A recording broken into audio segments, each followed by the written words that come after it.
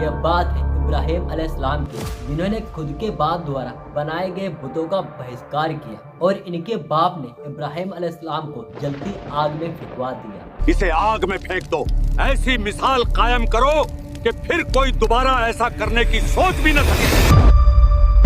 Mesopotamia کے شہر بیبیلون میں آجر کے گھر میں ابراہیم علیہ السلام کی پیدائش ہوئی۔ میرے بیٹے کے آنے کی خوشی میں آنے کے لیے سبھی کا شکریہ۔ تم ہمارے خداؤں کے مجسمے بناتے ہو، ہم کیسے نہ آتے۔ ویسے اپنے بیٹے کا نام کیا رکھو گے؟ میرے بیٹے کے نام ہوگا ابراہیم۔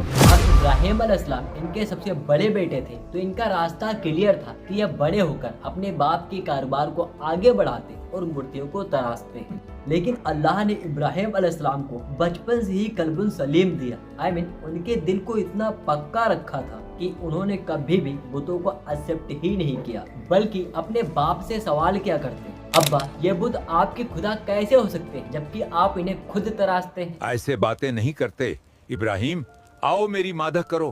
ارے یہاں آؤ، کہاں چل دیے؟ وقت گزرتا گیا، اب ابراہیم علیہ السلام بچے سے بڑے ہو گئے۔ پھر ایک دن اللہ نے ابراہیم علیہ السلام کو بتایا کہ تم میرے نبی ہو اور لوگوں کو بتوں کی عبادت کرنے سے روکو، کیونکہ اللہ کو بت پرستی شرک بالکل ہی ناپسند ہے۔ ابراہیم علیہ السلام نے بہت کوششیں کی، اپنے شہر، اپنے محلے والوں کو، ایون اپنے باپ کو سمجھایا، لیکن کسی نے بھی ان کی بات نہیں سنی۔ اب نوبت یہاں تک پہنچ گئی کہ ابراہیم علیہ السلام کو ان کے باپ نے غصے میں آ کر کہہ دیا، تمہاری ہمت کیسے ہوئی خداؤں کو جھٹلانے کی؟ اگر تم اسی راستے پر رہے تو میں تمہیں پتھروں سے کچل ڈالوں گا اور تم میری نظروں سے دور ہو جاؤ۔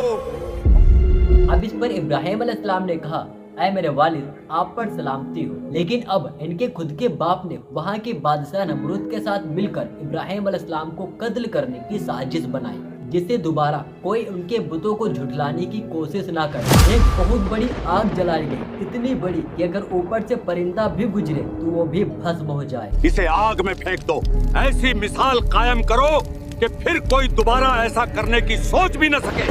اسے جلا کر راکھ کر دو، فنا کر دو، جلا دو، جلا دو، جلا دو، جلا دو، جلا دو۔ اور اب آگ میں ابراہیم علیہ السلام کو پھینکوا دیا گیا۔